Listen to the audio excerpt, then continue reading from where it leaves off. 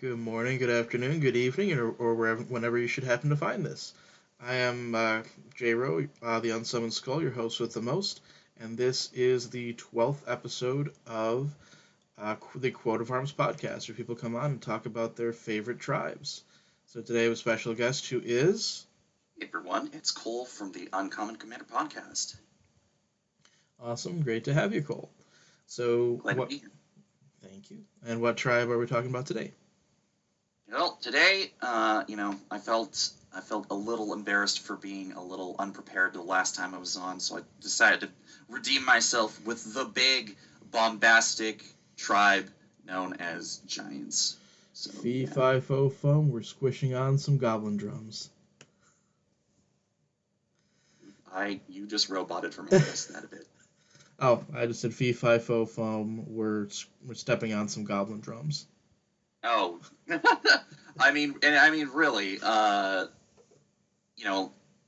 for some people, the idea of playing Giants, maybe in a limited format or maybe in standard or something like that, it depends. Everyone loves Uro, Titan of Nature's Wrath. It's possibly the most popular Giant that's been printed recently and has been making waves in every format it's been in.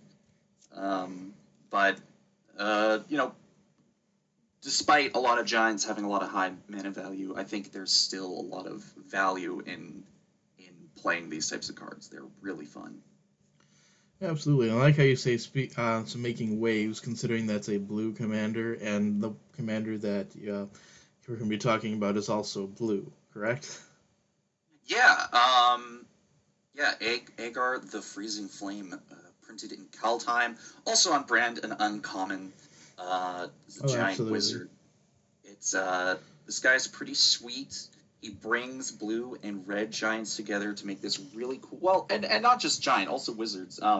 Whenever a creature, planeswalker, an opponent controls is dealt excess damage, if a giant wizard or spell you control dealt damage to it this turn, draw a card. So we're kind of able to take some lightning bolts, put some giants alongside them, and maybe a couple wizards, and really bring it all together in a really cool, cohesive deck where you just slap people in the face with giants, Mm-hmm. and you get to benefit from a few spells here and there.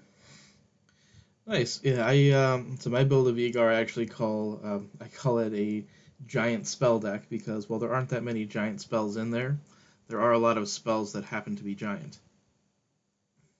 in size. Yeah. So one of the big major characteristics, and obviously there's a few giants that don't necessarily you can't. They're not always going to be the same mana value. Some of the lower end ones, like we had previously mentioned, Agar, also Bone Crusher Giant, sit at a neat little 3 mana value and are on this lower, smaller end of things. While obviously once you hit 7 and 8 mana, where I would say some of the best giants function, you got Bloodfire Giant, Certain Elementalist, Cyclone Summoner. My personal favorite, Galecaster Colossus, which allows you to tap wizards to return non-land permanents you don't control to their owner's hands. Unsummons! Unsummon! But, that is sort of the really cool utility and design space that Wizards went into with Kaldheim for at least, some recent stuff where you get these giant wizards that can interact with the board or your opponents in some way. And then also be ready to beat face at a moment's notice. Nice. So, what do the members of the tribe look like? So, it depends on which plane you're on. Obviously, if you're looking at some of the legendaries that lead a lot of these decks, each of them stand out from one another quite distinctly. As previously mentioned, you have Agar, the Freezing Flame, who is personified as being a giant with a frosty and flaming hand. Very Nordic, straight out of Kaldheim. You have a beautiful, beautiful beard all tied up neatly. But then you go to other planes, like over on Theros, we have Kalemni, Disciple of Iroas, who was the leader of the Boros deck a few years ago. Clad in armor, wielding two blades, trying to be shot at by a group of humans with arrows, but you can't stop it. You can't stop it. That makes sense. Arrows Um, and Theros. yeah, and also on the same plane, you also look at the Elder Giants Uro, um, and I can't. 1 second for the other one. Off Croxa. the top of my head. Yeah, Croxa. Same deal in that you have these really, really big ancient giants that look like they've been underground for forever. They're even pushed even further because when you even look at Croxa, he's a giant sort of gaping hole mouth in its stomach as it's kind of like this all-consuming titan. But you look across the board even more. Size isn't always just the personification. Some have foliage grown on them. Some are dressed majestically, like Yorval Lolard of Garenbrig. And of course, you have the classic Titan cycle that everyone was used to around Core Set 2011. Sorry, not 2011? Yeah, Core Set 2011, Core Set 2012. You have Frost Titan, Primeval Titan, Inferno Titan, just these big elemental personified giants that really visually display what they are and what they do. It's interesting because those are some of the more aggressive ones, and then on Lorwyn, they're very peaceful. Yeah, in on Lorwyn, there's even sort of synergies with other tribes, but generally, they're sheep herders, they're goat herders, they're kind of just adventurers and just living their lives out peacefully, like you said. High on the hill was a lonely goat herd, yodel-a-ladle-ladle-a-hee-ho. I'm gonna go into random songs sometimes. That's my grandpa and me. So yeah, the Lorwyn ones are nice and calm, and then there was one in the commander set. I'm not sure if it's entirely clear where he's from, but there's a Jeskai colored one that attacks at random. I know that was featured on a game once before. Ruhan of the Fomori. Blind, cannot see. Also amazing artwork by Raymond Swanland. You definitely know it's him because of how many spikes and sharp edges are in it. But yeah, one of the most kind of classic janky Jeskai legends that were printed at the original release of Commander sets. Just beginning of your combat of your turn, choose an opponent at random. Ruhan the Fomori attacks that player this combat if able. And just kind of like, you know what, it's not up to me. It's up to him. Yeah. And away you go.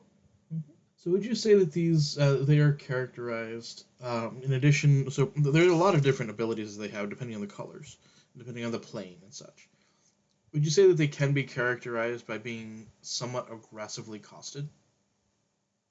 I would agree with that.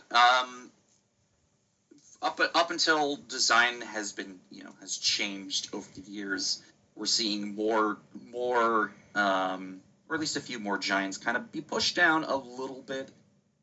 But usually the trade-off is if you're paying 5+ mana for a big creature, you're going to be getting a giant typically, and it usually has some additional ability tied to it. Some make multiple copies of themselves, some sacrifice other things for benefits. Some have really good enter the battlefield triggers, usually, deal some damage, tap something down. Additional benefits tied to the high cost. Yeah, and so if you look at the mana, so usually the mana value compared against the power is how you determine if something is aggressively costed. And then against the toughness if it's defensively costed. See, some of them, the higher up you go, the power and toughness shifts according to, what was the design in mind for some of these cards. You can't just always print a 7-mana 7/7, even for giants. Sometimes it's just they're 7 mana. Sometimes they're 7 mana 8/8s, or sometimes they're 7 mana 5/6s. The value of the creature's body definitely shifts depending on what else they're capable of doing, tied to a high mana cost. Oh, absolutely. I'm just talking more from the sense of, like, So I have been a really good limited player before. So when you're evaluating cards for limited, that's usually what you look at. I'm just looking at it through the lens of Commander, personally. Mm-hmm. Just Okay. slap face, we're good to go. Doesn't matter how high the cost is. Mm-hmm. Well, it changes a little bit about when you cast it. Uh, so so Egar is a 3 mana 3/3, which means if you cast it early, you can attack with it, as opposed to if it was a 3 mana 0/6. Then you might not want to cast it as early, or yeah, unless you think people are going to be attacking you. Yeah. So yeah, I mean, even just looking between like Agar, you would prefer there to be some minor setup in place that allows you to play Agar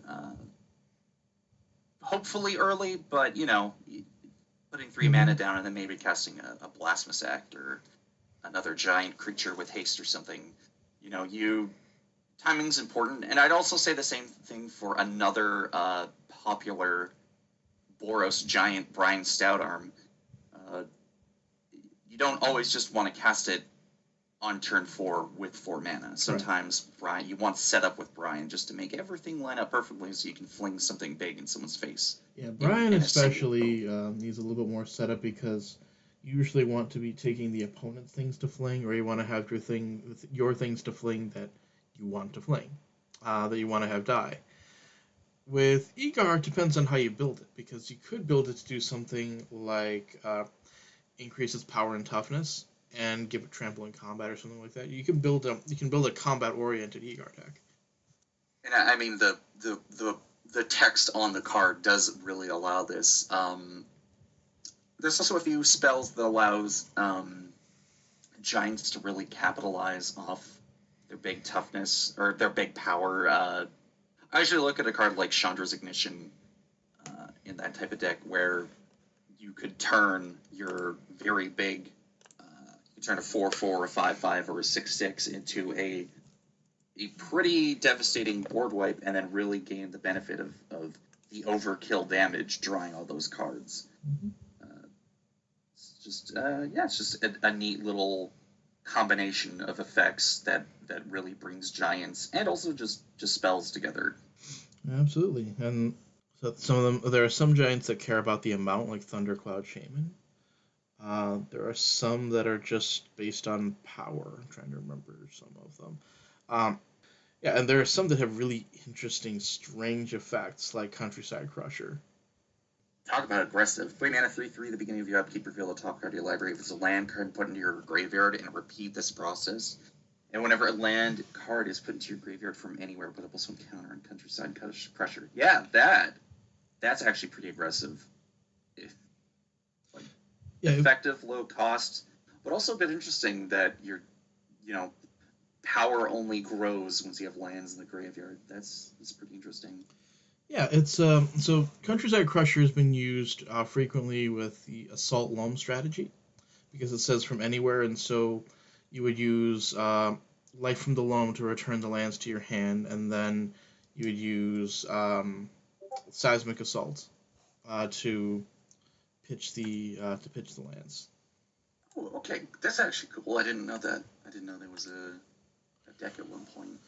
Yep, way back in the day, that was called the CAL, Confinement Assault Loam. So solitary confinement, you discard a card at the beginning of your upkeep. You don't draw a card, but the Loam lets you put lands back in your hand. So you discard a card to the assault, so you can't be, or you discard a card to the confinement, so you can't be attacked. Discard a card, or discard any number of other lands to the assault to deal damage, and then you cast Life from the Loam and bring him back, and eventually you win. That's pretty strong. Also very red, very, and also great imagery of like a giant picking up a rock and then chucking it at someone. Yep.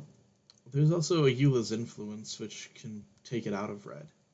Oh yeah. Discard a card to make a bear creature token. A land specifically. Or is it a land or is it a card? Maybe a card. Yeah. So yeah, discard a card. So you do the same. So then it's confinement. Eula's Influence. Loam. I guess you could say it's still Cal. Confinement, Ayula's loam. Yeah, that was a big deck once upon a time because I used to be pro player. So yeah, that was a cool deck once upon a time using that used giant. Unfortunately, there are some cards that specifically kill giants. Giant killer. Giant Killer, yeah. But granted, Giant Killer is not discriminant. That's for sure. Anything big is worth taking down. Mm-hmm. But yeah, so there's a few other giants that are kind of sprinkled throughout Magic's history, kind of just arbitrarily. Mm-hmm. Giants that happen to be even on Ravnica on occasion, like a lot lift giant. Uh, Yeah, but but Gruul really, has some with like Sunder Shaman. yeah, big boy Oscar the Reconstructor from Strixhaven. That was, you know, talk about nothing really to do with giants. Just simply your stock four mana 4/4 that does some really cool stuff with It's artifacts. a little bit to do with Um, giants because like Stonehewer Giant, I believe, searches for equipment. That's kind of like the slightly cheaper version of well, cheaper money wise, not cheaper mana wise. yeah, from a dang it, can't think of the card. Stone. Why am I blanking on the card? That's okay. From yeah, the white creature that was just recently unbanned in Modern. You'd think we'd That know. guy. I don't play her too often. Um, I even got the art promise for it, but we're not here to talk about that. We're here to talk about some giants. Yep. But yeah, like Stone Hero Giant Stone is Fortune actually Mistakes. pretty sweet card. Having vigilance on it, and then being able to attack in, and then later get the equipment you need. Mm-hmm. I'm a big fan of this card, and I've talked about it on occasion with Peter, Monoway Border. Constable of the Realm from Modern Horizons 2. 5 mana 3/3 with Renown 2. Whenever one or more +1 counters are put on Constable of the Realm, exile up to one other target non-land permanent until Constable of the Realm leaves the battlefield. Just all right, we're picking that up. We're confiscating it. That's it. And I don't have a lot of giant synergy when I'm running Constable, but still worth mentioning because putting +1 counters on this thing just because it's a really solid strategy. It's really fun to do. Big fan. Another white giant that I'm also a really big fan of, Boonweaver Giant. 7 mana 4/4, so a bit strangely costed, but the trade-off is when Boonweaver Giant enters the battlefield, you may search your graveyard, hand, and or library for an aura card and put it onto the battlefield attached to Boonweaver Giant. If you search your library this way, shuffle it. So you want to get your Eldrazi Conscription and just slap it on Boonweaver Giant. That works. It's it's just cool to see a card like this doing something really interesting, and it just happens to be a giant. It's a giant monk. You could also go post Wrath, cast that and get the I think one of the runes gives haste. I imagine it's the red one. Yeah, I kind of hope so. So so I think that would do it in terms of like a neat little interaction. Let's see, another one that used to be a staple in EDH. I'm not sure if it isn't really that much anymore, but Hamletback Goliath. Gotta love Hamletback Goliath. Got reprinted quite a few times, all the way back from Lorwyn up to now. You get your giant 7 mana 6/6. Whenever another creature enters the battlefield, you may put X +1 counters on Hamletback Goliath, where X is that creature's power. It's just good big old magic. And you know what? If you got that in your Brian Stadarn deck, you're building them up and you're flinging him for sure. And one of the ones that I use a little bit more often is one that destroys all non-giants. Are we talking about the Adventure? An enchantment, perhaps? No, we're talking about the Adventure. Yeah. Realm Cloak Cloak Giant. Yep. Gotta love that, where you have a board wipe stapled to a giant. It's actually pretty, even outside of playing giants. It's just a Hmm. really effective board wipe Yeah, tied to a big creature. and I like it when you're not just wiping the board, but you're setting yourself up. So this is a board wipe attached to a 7/7 Vigilance, which is actually pretty similar to, say, Phyrexian Rebirth, destroying all the creatures and giving you a threat. Martial Coup is another one that's it's kind of similar, except Martial Coup separates the bodies. But I very much enjoy being able to play Wraths that not only leave my board alone, but also provide a way to shift from being defensive to being aggressive. Yeah, so Realm Cloak Giant, a really good design, really cool. But we get to see that be printed, and you're like, you know what, Giants or no, that board wipe is coming. Mm-hmm. So there's a few other giants I would like to point out because I think all these are pretty great. I mean, Mm-hmm. we did mention the cycle, but you know what, Sun Titan, good old mono white border coming in again. Oh yeah. Sun Titan is the premier white card that you want pretty much in nearly every white deck. The ability to recur permanents, lands, equipment, uh, small enchantments. There's a lot of strong utility there. Is it Uh, known what plane the Titans are from? I want to just say it's like Dominaria or something. I mean, because usually the old core sets were kind of just like the story happens to be on this big plane, and it's usually like Dominaria or something like that. But yeah, another couple to mention. Thrixt Sudden Storm from Theros Beyond Death. Flash, flying, spells you cast with comparative mana value, cost 5 or greater, cost 1 less to cast and can't be countered. Love that. It's a really sweet piece of tech. He's also a leader of a mono blue deck. And Zalto Fire Giant Duke from Adventure of the Forgotten Realms.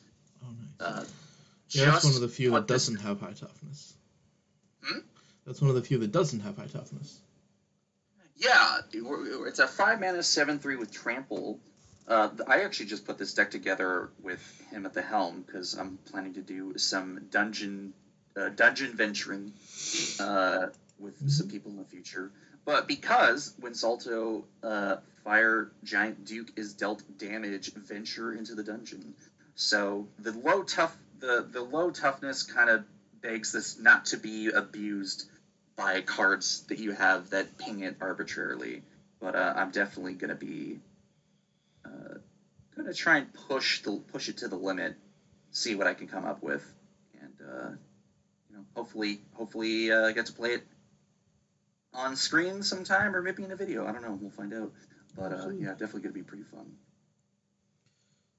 So apparently, there are giants on Kaladesh as well as on Mirrodin. Did not know that. Oh, hey, then there you go. Interesting to look at that. Let's see. Oh, and that there are some Dominarian giants who have later been some Dominarian legends that have been errated to be considered giants as well. They're on Ixalan. Dargo is the giant pirate. Yeah, hilariously, the one giant pirate crew member out of an armada of pirates. So that's pretty sweet. Oh, yeah, I think I think he basically rows the boat by himself. So there's I've used Gorm the Great before. Gorm and Virtus are the Gorman Virtus, yeah. Olero. Apparently, they're not sure where he's from. Olero is the one. It's actually my play group, or my in-person play group. It's our least favorite commander. Just simply because he just sits in his throne, gaining you life. Yeah. Like, even if Yeah. somebody were to say it's the people sitting in chairs tribal deck, still wouldn't go. You get a Veshkal, in part of the 99 with this guy. Yeah. Yeah, Olero's one that they really don't like. I don't have as much of a problem with it, but just the idea that they're not, or that it's just gaining life and not actually doing anything. I've noticed that over time. Sorry, excuse me. Okay. Over time, um, I, any conceivable idea of running a Loro has just basically disappeared. If you're gonna be running Esper, you're gonna be running something else for some reason. Yeah. It's just not as great. I mean, I made an Oloro deck as a combo deck, like trying to get to the enchantment life gain combos as quickly as possible, and even then, it didn't feel great. To have a commander that you actively do not want to cast, it's just not a great feeling. So yeah, lot of cool giants, a lot of cool different visuals. A lot of them, most of them are clothed, but you typically see warriors and uh, giants usually armed to fight with the occasional Lorwyn one that doesn't just mind its own business, contemplating life. So, is there a particular plane whose giants you identify with? The ones I personally identify with. I really just like the Theros giants. Theros is just like I really do love the Call Time giants, and obviously I made a deck. One of them is the general, but there's just like a lot of really cool designs of giants that came out of Theros that I'm a real big fan of, and they kind of stand the test of time for me. So, what is it about giants that appeal to you? It's I'm a big creature player. It's kind of something I've always done. Giants are a little more uncommon, so to speak, when it comes to tribes. Well, that is on You know, brand. it, you know, Brian Stoutarm is popular, but you typically don't make it a giant deck. And we got a few other giants that have been printed in the last few years. I'm eyeballing Storvald Frost Giant Jarl, just because it is a giant, and I it has the ability to turn things big or small. So I'm really looking forward to bringing some giant power to the table with a band deck at some point. But yeah, just they're big creatures typically. A lot of them, in red, blue, and white, typically have like a lot of effects I'm looking for. Just to kind of change it up for myself, I look at it as a deck and I don't want to make it combo. I want to make it balmy, big bomby, damaging board wipes and giants, and that's just really my game plan. That's what I'm here for. Awesome. Giants are present in pretty much all five colors, right? Yeah, I think only recently that they've been trying to mechanically tie some of them. Like Call Time specifically did it in blue red, uh, but they kind of typically function on every color combination. So, if you were to make one giant commander to rule them all, a five color giant, what would that look like? Oh man, I mean, well, we're looking at maybe a 7 or 8 mana, 7 or 8 8. Um, Something that says give giants you control cost one less or something, just to kind of bring some of the base costs down. But and if or you know what? No, I got a better one. We're gonna keep it again 5 mana and big, but we're gonna basically just give it Warstorm Surge. So it says for giants. So whenever a giant enters the battlefield under your control, it deals its damage to a target of your choice. Something very red, but it really gives an entrance to a lot of these giants and really incentivizes you to keep playing the big bomby ones. I wonder if so. What would a commander look like that had a cost that was higher than 12? And do you get the reference? I do not. Higher than 12 would be 13 or more, which gets into the teens. We're talking about maybe a Titan that would be in the teens. I'm not I'm not taking this bait. Teen This Titans. No. I know where you're going with it, and I'm like, no, it's not the same. It's not the same. Come on, they're all a bunch of kids. We're talking about some giants here. Come on. Oh man, that would be a cool crossover LP though, or IP. I mean, if you can have 11, why can't you have Robin, right? Karn Cyborg. I don't know. Has there been a giant planeswalker? I don't think so. I don't think just yet. I wonder what that would look like. Oh, jeez. I mean, if it's a giant, what if we're talking about? I mean, I would most likely see a gentle green giant planeswalker that is generally just pleasant. Probably Celestian colors, maybe. Would it be trying to convince people to eat their vegetables? I mean, I did see green giants, so Yeah. it's what I asked for. Jolly green giant, yeah. Well, we haven't seen a lot of tricolor commanders, or planeswalkers, or oathbreakers, whatever you want to call it.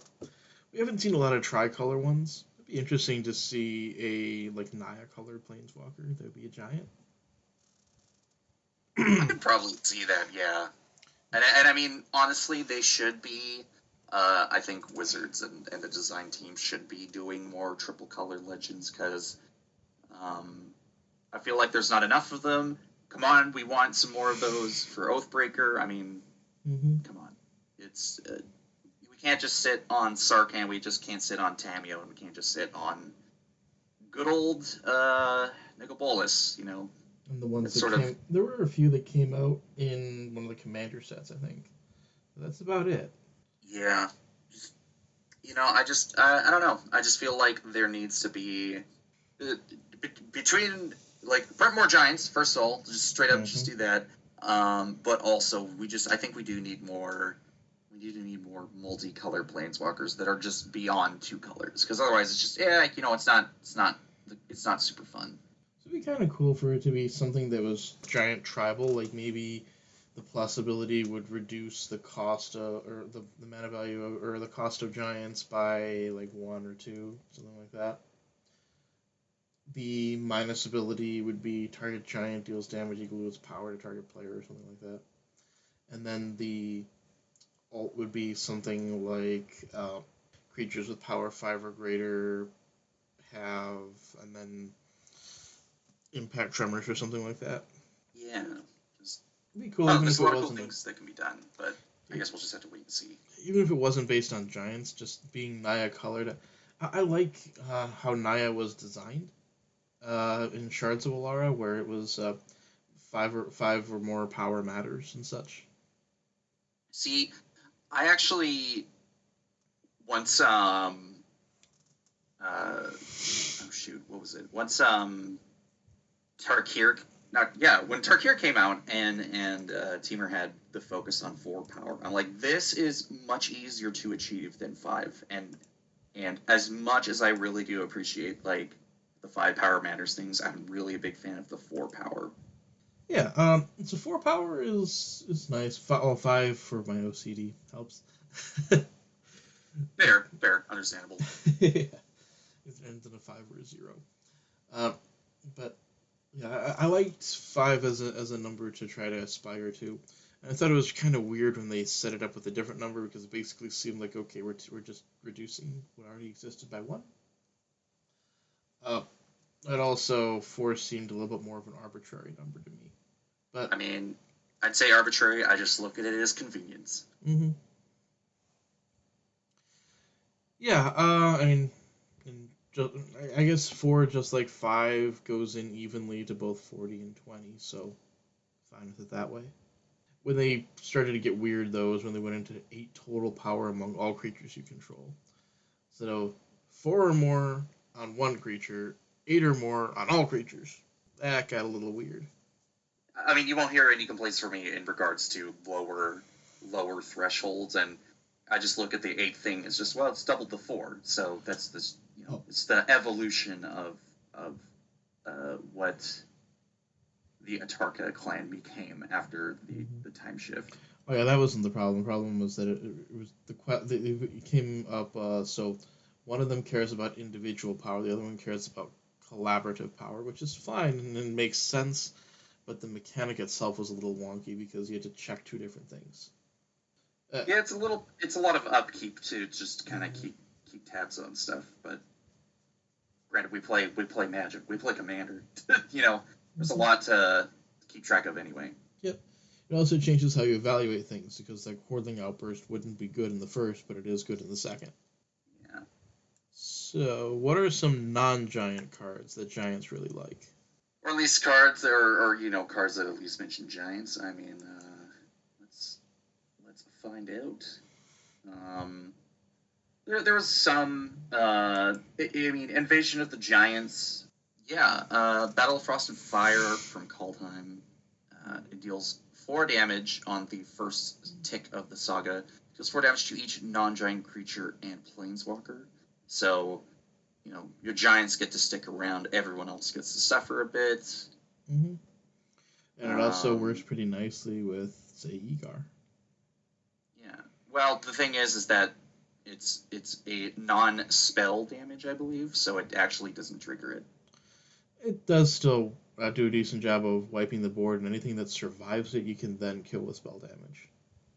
Yeah. So, you better give and take there. Fire Giant's Fury.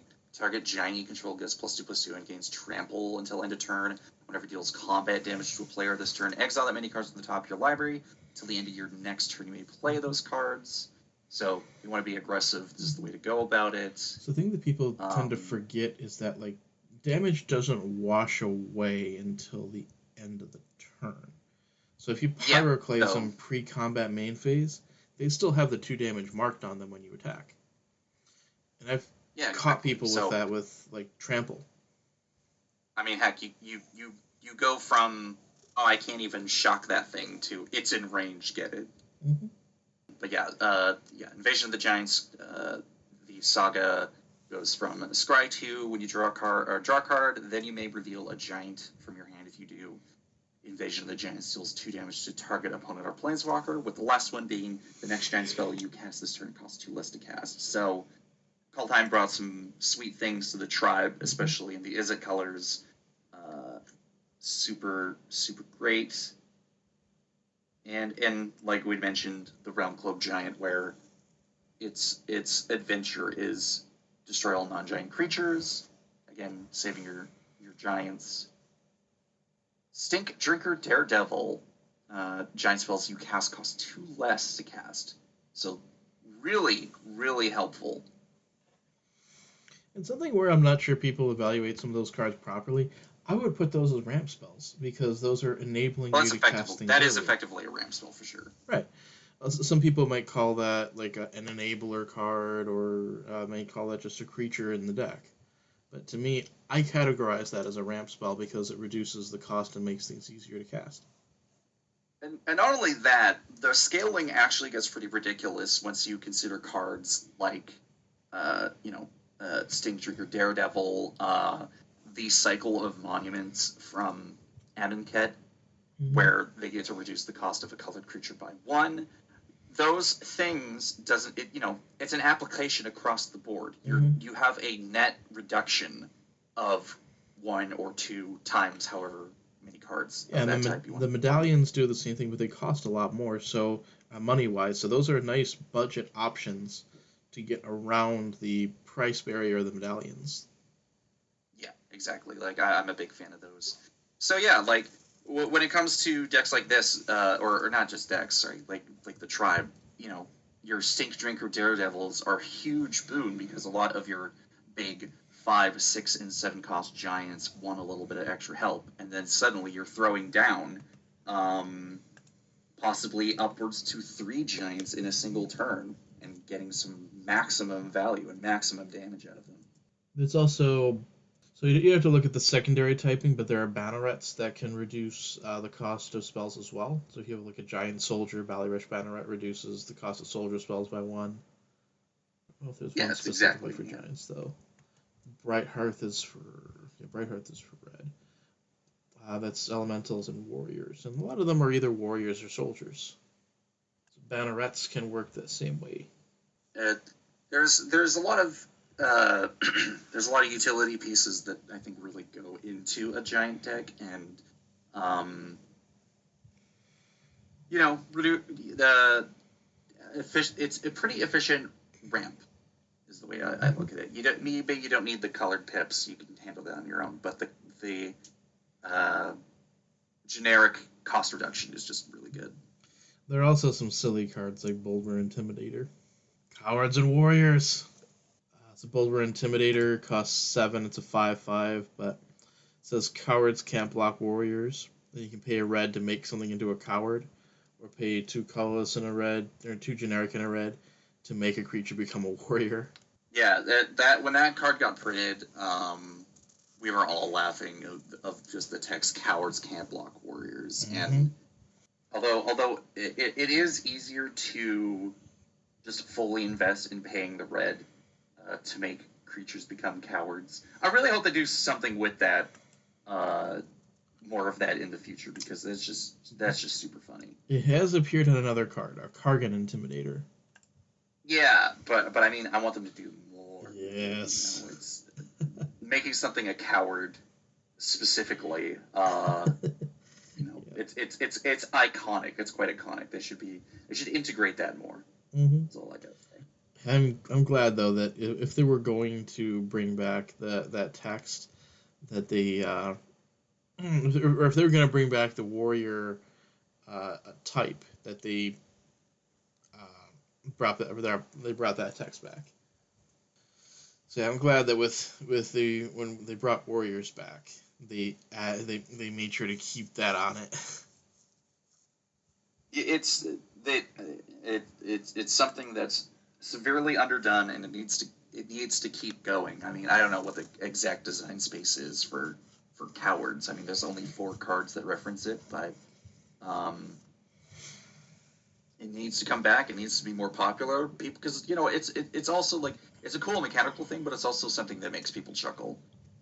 It's like, huh, you're big scary dragon's a coward. Yep. So yeah, Mac, you know what? Slap it on a giant. So that seems pretty great.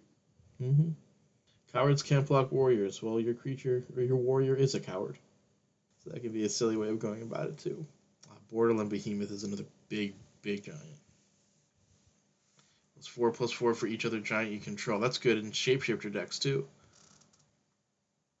And it has trample. So yeah, that's a nice one. It's an Egar Stony Brook Banneret is sort of lowers the cost of wizards, which can be nice. Yeah, there's lots of different ways to build around them, and there's some cool giants that just some cool cards that just happen to be giants, like Tectonic Giant. Yeah, Tectonic Giant just having that attack trigger, or yeah, just or whatever. There's a lot of cool lower cost giants that are big enough in different ways and have much more of a utility. It's very that feels very much like it's a giant. So Absolutely. Well, thank you very much for coming on. Where can people find you or your content? you can find me over on Twitter at twitter.com/EclipseMeteor. That is Eclipse and Meteor together as one word. Where you'll find me talking about magic and on occasion posting some of my artwork. You can find me over on Anchor, on Spotify, and other podcast providers, where you can listen to my podcast, the Uncommon Commander Podcast, where myself, where Coach J-Ro and other people have come on to talk about uncommon legends as commanders and why we like running them and how fun they can be. And you know, there's some deck techs and general discussions about stuff. So hopefully you can swing on by and learn a couple things. Awesome. Well, it was great to have you on. I look forward to the next time that you can be here. All right, thanks for having me on, Coach. Absolutely. I hope everybody who's listening has a wonderful day. Thank you.